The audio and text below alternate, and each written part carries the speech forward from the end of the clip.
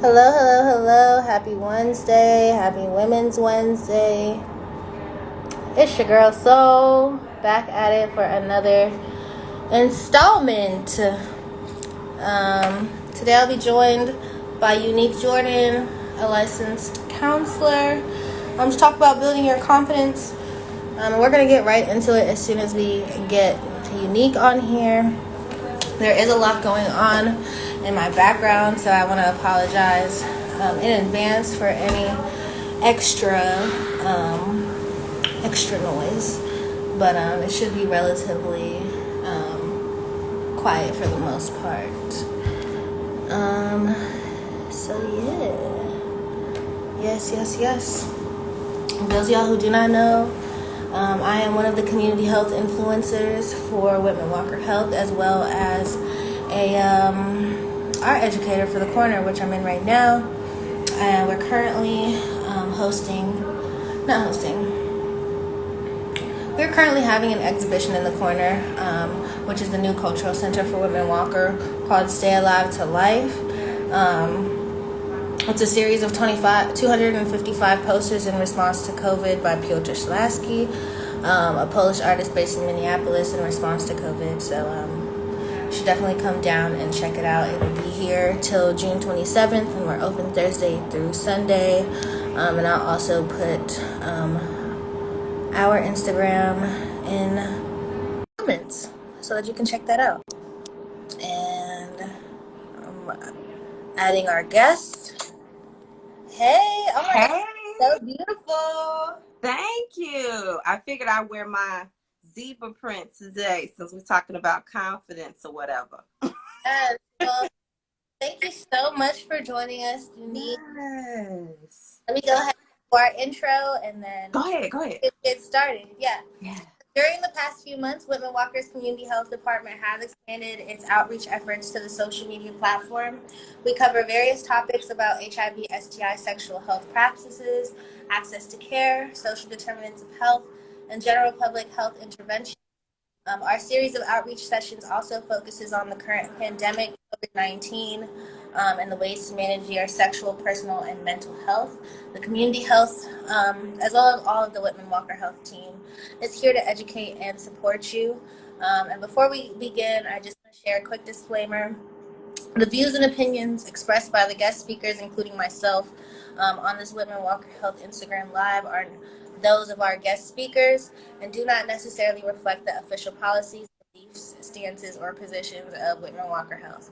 Any commentary provided by our guest speakers are of their opinion and are not intended to malign anyone or anything on the basis of race, color, religion, sex, marital status, sexual orientation, gender identity or expression, in English language proficiency, national origin, age, disability, veteran status, or any other status protected by law. Boom. But yes, so today we are joined by licensed counselor Unique Jordan. I'm so excited to have her on here to talk about building our confidence. Why don't you tell the people a little bit about yourself and your work? Yes. Hey, everybody. Thank you so much for having me. I think this is probably one of the first Instagram lives that I was a little nervous for. I was like, oh, wait, what should I be doing? What should I be saying? So a little bit about me. Again, I'm a licensed professional counselor. I serve Black and Brown folks specifically, exclusively in the Virginia area. I've been in private practice since October. However, I've been a counselor for over 10 years. Yes, indeed. I am originally from Chicago, so I don't have the Virginian twang. I know I sound a little Southern sometimes, but that's just, how Chicago folk roll. But yes, I have, been doing this work and just really trying to normalize therapy, as you see, I am myself, and just letting, again, my Black and Brown folk know that, you know what I mean? Getting therapy doesn't have to be anxiety provoking. You can definitely connect with somebody that's relatable. And I am that face. I am that person. And, essentially I've just been, creating sacred spaces for my community and proud of it. Yes, congratulations on being in your private practice for the Thank past. you. a great accomplishment. Yes. And Listen, yeah, listen, it's not a game either. yeah. I'm sure it's hard work. I'm sure. Yes, yes. Yeah, so Unique is joining us today not only to talk about building our confidence, but also to talk about a little bit about our event that we're doing together on Saturday. It's actually put together and curated by the Get Home Safe Collective, and it'll be a mental health pop up event in collaboration with Get Home Safe and Red Light. It'll feature two visual artists, Chris and Timotheo. We'll have a sound bath by China Tierra, and we'll also have a mirror that'll serve as an affirmation station alongside Unique. Yeah. To talk to you a little bit more about affirmations and, really getting your self-care and mental health together.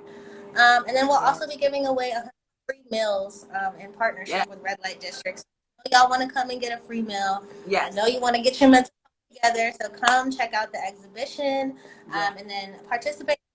It'll be really fun, I think. Yeah. Yeah, it's gonna be a good time. And I think that this is what we just need as a whole, as we're getting back out in the streets, you know what I mean? Just to do something that's safe, that's fun, but it's also, um, a part of self-care. All of the things that are offered in this event speaks to different levels of, caring for yourself and really, really giving you, again, that boost or that confidence that you need for your mental health, because life is stressful. So, I encourage, well, I think it might be almost sold out actually in terms of the tickets, but if you're able to, snag a few for yourself or for a loved one, definitely go to Get Home Safe handle, and I'm sure you're, tagging and all that good stuff, so that you can snag what's left of the availability. Yeah, we are getting close to hitting our capacity. We did leave at least 10 slots off of the actual Eventbrite so that people can walk in. So if you can, be on time, you might be able Right. to really participate in the event. And it'll be from 1 to 5, everyone. So make sure you can Come through. come through and see what's going on. Yeah, let's get right into Let's the go. confidence. What is confidence? Like, what would you describe as confidence? I was sitting thinking about it. I'm like, how would I describe confidence? Because, everybody has their own perspective or just their own opinion in terms of how they see confidence. And confidence is displayed in different ways. I myself like quiet confidence, like, in terms of you don't have to say what you're going to do, but you just show up. But essentially, confidence to me is about liberation. And when I say liberation, just feeling just free in your ability to take risks, because that's a huge, huge deal. A lot of folks are a little nervous, a little tense, a little scared to take that risk. But I think that, that's a part of confidence. When I also talk about freedoms, I think about, your ability to be yourself unapologetically, however that looks, you know what I mean? Just showing up as your authentic self. That's confidence to me. And the last thing in terms of confidence is just trust. So, trusting that you are where you're supposed to be and you're going to land wherever you need to land. So everything will manifest itself as it should. So those three components is what confidence means to me. But I really, really stress the freedoms, in terms of being your authentic self in all environments. Yes, I think when I think of the confidence, I think about being your authentic self as well. I never really thought about the trust self because the trust part, because it does Mm-hmm. you trusting yourself and you Yeah. trusting all of the things that have been placed to work for you. Work for you. Yeah, just trusting that. Yeah, so I'm glad you said that. How can people work on building their confidence? How can we build our confidence? Yes. It's a process.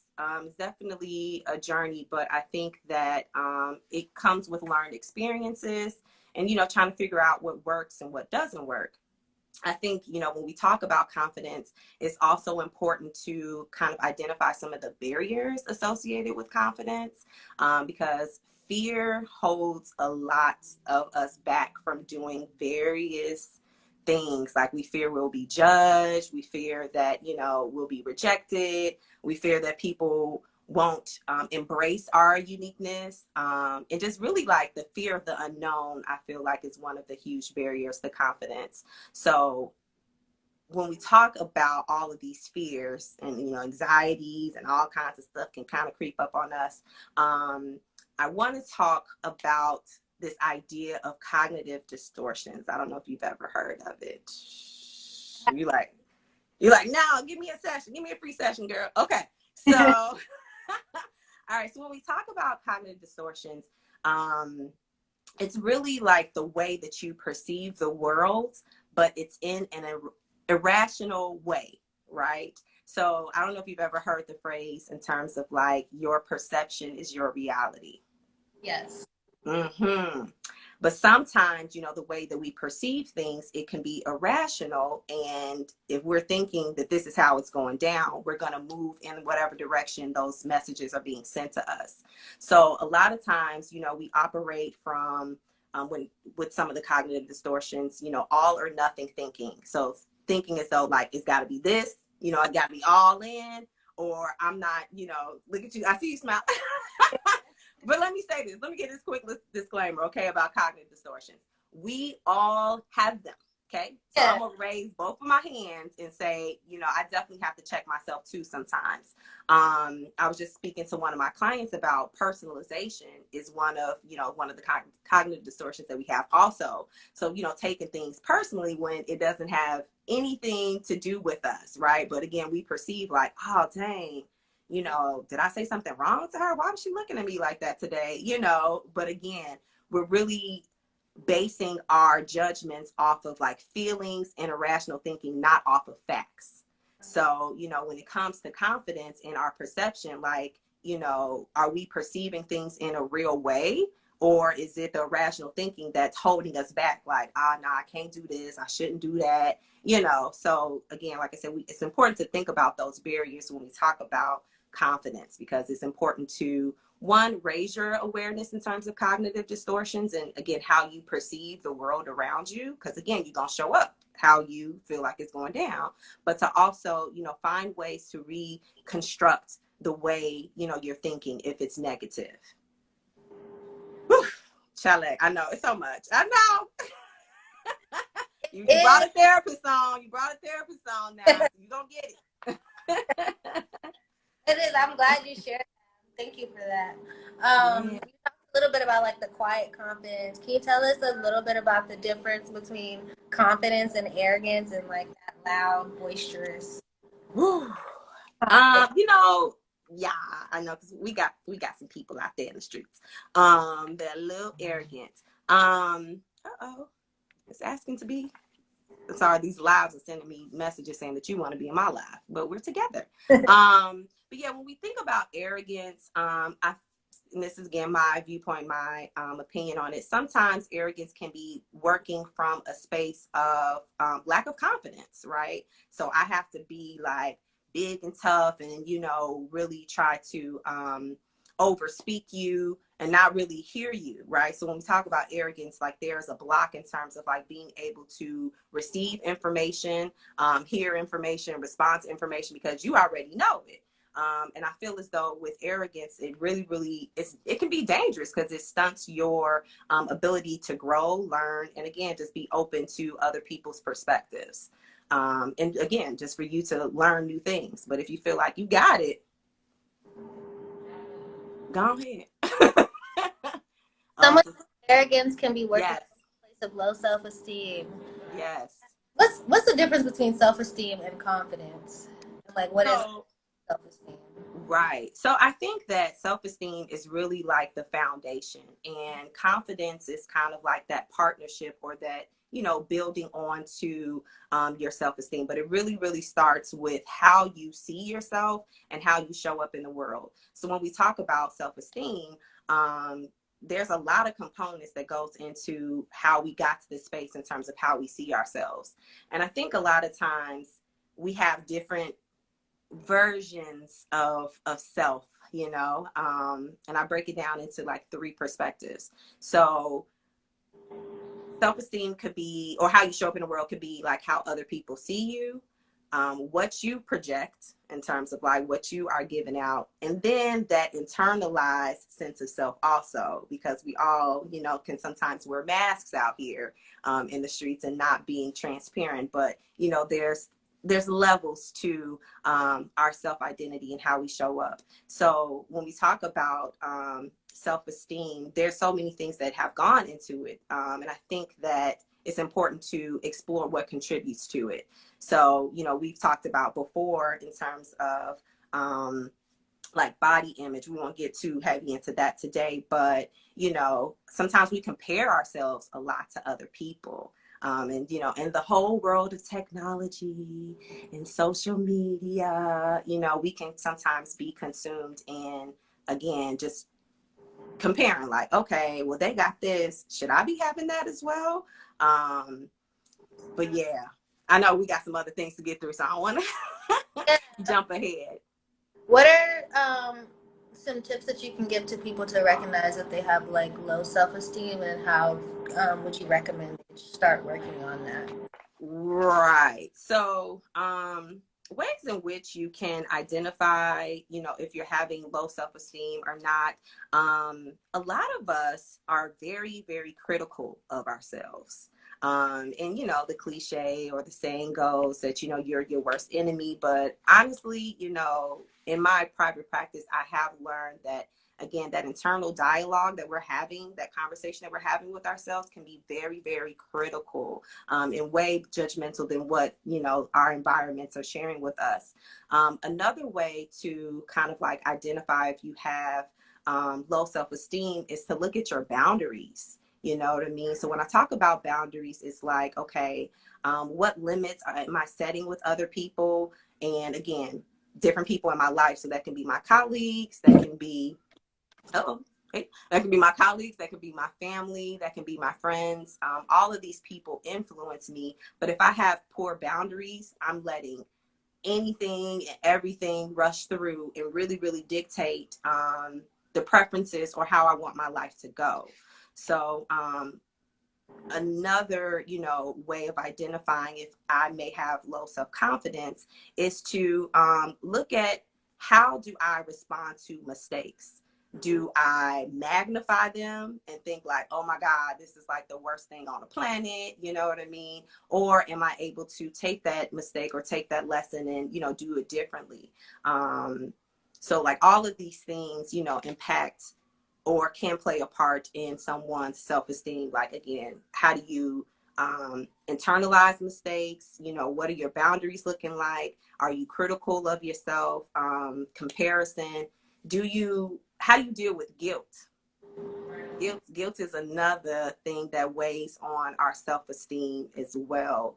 And I think that guilt is one of those like little sneaky things that we don't necessarily acknowledge or give reverence to when it comes to how we feel about ourselves. But we can, you know, again, feel guilty about previous things or, you know, present day situations, and not lending ourselves the compassion and the humanization that, again, I'm gonna make mistakes, but some of us, you know, have concerns with perfectionism and all of those kinds of things. So yeah, it's important to kind of like scale where you are with your self-esteem, because that's really going to drive your decision making, and again, just how you move, how you show up. Yeah. I know it's a lot. It is. It's a lot. It's all very helpful. So like, Yeah. I'm, you know, You just absorbing. yes, absorbing. Trying to stay present and like not add in like my own extra questions that we could just like, you know, have a conversation about. You can. You want to ask me? Ask me. Can you? I'll say. Oh, you'll save them. Okay, I'll see you Saturday. Yes. We talked a lot about affirmations as well.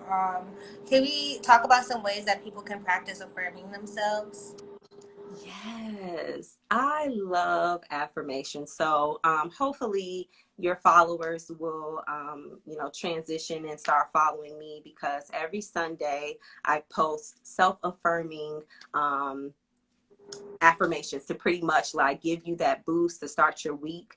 I think affirmations are kind of like your accountability partner. You know what I mean? Like, are you doing your work? Are you, staying on top of yourself? Are you healing? Are you growing? So I think that self affirmations are really, really important when it comes to building that self esteem. And like I said, in addition to that partnership with your confidence. I think it's important for people to use self-affirmations in the moments when you feeling a little rocky. Because a lot of us, when it comes to self-affirmations, we may either say them in the morning, you know what I mean, to like get our day going, like, boom, you got this. Or, we may say that in the evening where we're trying to just bring a close to our day and say like, we did it, it's done, or I'll try again tomorrow. But there's a lot of time, again, within the day that we're not positively communicating with ourselves. And I think that that's really the time that you need to insert that affirmation to, encourage yourself and give you that boost to continue throughout your day. Do you have any affirmations that you use throughout your day that help you get through the day? Yes. So in the month of April, I did some videos. It was my birthday month. In honor of my birthday month, I, came on my page and pretty much shared affirmations that I love.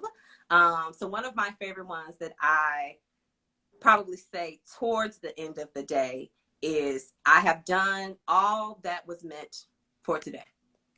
Yes, because it's so much to do. Oh my gosh. Like, we are tasked with so many things. And like I said, we carry, or we are in different roles as an individual, right?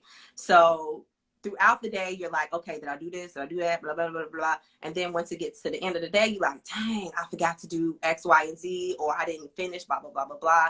So what I say to myself is, sis, you have done all that was meant for today. And just to close that thing out, because we carry a lot of guilt, like I talked about earlier, that guilt, like, oh, I could have, I should have, and how come I didn't make 5 minutes, blah, blah, blah. You did what you were supposed to do. Good night. Yeah, that's a really good affirmation. I've been saying something similar to myself. Like, I've done everything that I could do. Mm-hmm. And I've contributed to everything that I have control of. Everything else is out of control. That's what I've been like saying to myself at the end of the day as well. Yes. Because, like you said, sometimes you can get home from a long day and like still think, oh man, I wish I could have spent an extra 30 minutes doing this. Mm-hmm. I should have stayed at the office a little bit later and gotten Right. that, so tomorrow will be easier. But then, Mm-hmm. like, no, like you have this boundary for yourself sometimes. Yeah. Stop the day here and relax. And you have to do that for yourself. So, Right. yeah, I love that one. Yes, I like yours too. Yeah. So, how does practicing affirmation regularly help with your confidence? Like I said, it's that check-in. It's that however often you use it, I would say, to check in with yourself daily, because confidence is, again, going to carry you in so many different environments. It's just not siloed at work. You know what I mean? Like, are you confident in, how you communicate an issue with somebody, right? So confidence doesn't just have to come with your presentation, but it's like your delivery with whatever it is that you're doing. So with those affirmations, it's definitely like that boost, that encouragement, that reminder, to carry out, again, that confidence that you. Yeah. A lot of our. You froze for a second. I know. Can you see me? I see you. Yeah, you back. Yes, a lot of our followers usually tune in for a lot of the dating advice. So I wanted to tie in some dating and confidence. Do you have any advice for people who are struggling to find their confidence when dating? I know it's getting ready to be hot girl summer. A lot of people want to shoot their shot, maybe want to start dating safely. What advice do you have for them with their confidence? Yes. So I think it's important, one, that you Know what you want. Okay. It's a lot of people out here in these streets that are just uncertain. Let me say this. I feel like a lot of people know what they want, but they, again, lack that confidence that they're not going to be able to attain those things. So we settle, we back away from, listen, okay? We back away from, we don't communicate and say specifically like, nah, this is what I'm on, this is what I'm about. So, you know, I would definitely encourage people to know what they want and to communicate it. Another piece when it comes to dating, I think, just coming into the situation as a whole being, because we've heard this message before, like, oh, I need somebody to complete me and I was just waiting for my other half. Yeah. No, you good. Right. Stop that. Be a whole individual. You know what I mean? Because when you come into a dating situation as half of a person and you're looking for somebody to fill those spaces or to compensate for what you're lacking, that just sets up for you know, a shifty little dynamic. And essentially that's going to make the person, or could make the person, resent you, because it's like, well, dang, you know what I mean? You looking for me to do X, Y, and Z, and how come you're not capable of doing these things for yourself? So, you know, definitely people need to do whatever little shadow work or healing or growth that they need to do before going onto the dating scene, especially if you're looking for a committal, you know, serious relationship. But I would say also just to like have fun in the process, you know what I mean? Because I feel like sometimes dating can be like a daunting thing and, you know, it's like so much pressure, but just relax, have fun with it, like, and understanding that this is a exploration of you and what your preferences are, what you roll with, what you don't. So, you know what I mean? Make it fun. Let live. I definitely agree with the making it fun thing. Yeah. As someone who is single and trying to date, Yes. Have fun. I think this is a good, I'm glad we did this live because I'm coming out of like my own shadow work and growth and like dealing with rejection and like how to like keep myself confident. And I just want to give the advice to everybody else that's out there that may be dealing with rejection. Like, it's okay if people don't want you. Like, somebody else is going to want Yes. just as you are, you know? Yes. Yes. Yes. Yeah. Be Like, your authentic yeah, self. your authentic self. There's only one you. Like, you don't compare to anybody else just because there's only you. There's only you. Yes, yes, indeed. But I like the way that you said that we got to do our shadow work, because a lot of us are kind of walking around pretending as though we cool and we're hurting. You know what I mean? Okay, you heard me. Yeah. But we're hurting and we're carrying, you know, baggage, or, you know, carrying weights from different situations. It doesn't necessarily have to be from, you know, a romantic relationship, but like you said, rejection and embarrassment and shame and guilt and abandonment and all of these kinds of things really, really impact you as an individual, and it impacts, you know, how you gonna show up and be able to reciprocate in a relationship. So, you know, definitely doing your healing is importante. Yes, yes. So we can't give them too much. I know. People have to come on Saturday to come meet Yes. person and get some of your information, and they can also follow you at a_unique_perspective_. Okay, All of that. following Unique, get in tune with her if you may need some services from her. She is, like she said, exclusively serving Black and brown people, so make sure that you align with that when you reach out. And definitely come into the 100 with us on Saturday. I want to thank you again so much for joining. Thank you. We'll be trying to bring you back on Please. ASAP to talk about Please. building your confidence and talking more about body image. So Yes. make sure that you all follow her to stay up to date. Yes. Please follow me. I post every day, you know, a tip or, you know, just different things. I know that there are people who are at various stages when it comes to therapy. So, you know, I try to address all in terms of like whether you're contemplating, whether you're in it, or if you've ended it and, you know, continuous work that you need to do. So I try to be all inclusive with the information that I provide on my page. So please, please follow. All right. Thanks so much, Unique. Thank you. See you soon. Can't wait to meet you on Saturday. Yes, I can't wait to meet you too. All right. Bye, everybody. Bye. Thanks everybody else for tuning in. Here are a few reminders. DC vaccines are available via walk-ups, so make sure you see the locations at vaccinate.dc.gov. Maryland and Virginia are still by appointment, so make sure you visit covidlink.maryland.gov and vaccinate.virginia.gov, respectively, for that information. Whitman-Walker is still open for free HIV/STI testing by appointment at our location in Northwest DC and at our Max Robinson Center location in Southeast DC. To make an appointment, you can call the 202-797-4439 number that is pinned in the comments. And remember that social distancing is still a way to reduce the amount of COVID-19 community transmission, vaccinated or not. Deliberately increases the physical space between people to avoid spreading illness, especially around the holidays.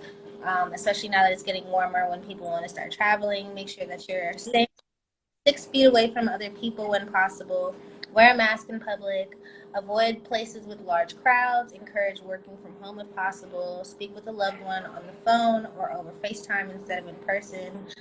Social distancing is still a way to care for your community, so stay up to date on local, state, and national guidelines for testing, quarantine, and general safety. Thank you all. Till next time. Bye.